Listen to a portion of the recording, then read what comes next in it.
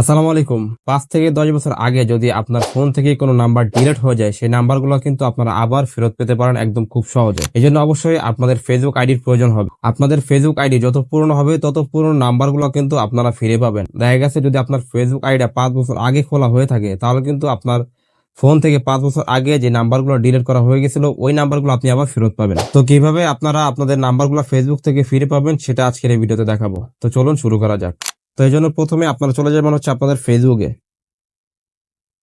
Facebook আসার পর এখান থেকে এই মেইন অপশনে ক্লিক করব।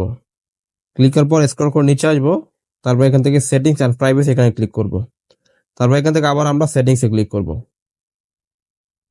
এখন এখানে যে একটা অপশন দেখতে পাচ্ছেন যে personal details, password and security add preference, payment verification, এই অপশনের উপরে ক্লিক করবেন।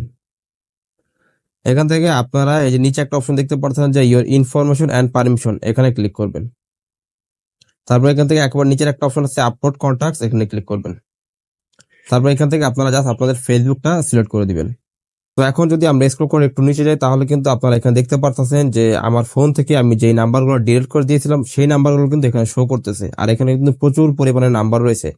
এমন অনেক নাম্বার রয়েছে যেগুলো আমার আরো 7 থেকে 8 বছর আগের নাম্বারও এখানে আমি পেয়ে গেছি। তো আপনাদের ফেসবুক অ্যাকাউন্টটা যত পুরনো হবে তত পুরনো ডিলিট করা যে নাম্বারগুলো আছে সেগুলো কিন্তু আপনি ফিরে পাবেন। আর এখানে অবশ্যই খেয়াল রাখতে হবে উপরে যে একটা অপশন আছে যে আপলোড কন্টাক্টস, এই অপশনটা যাতে আপনাদের চালু করা থাকে। যদি এই অপশনটা আপনাদের চালু করা না থাকে তাহলে কিন্তু আপনারা এই ডিলিট হওয়ার নাম্বারগুলো ফিরে পাবেন না।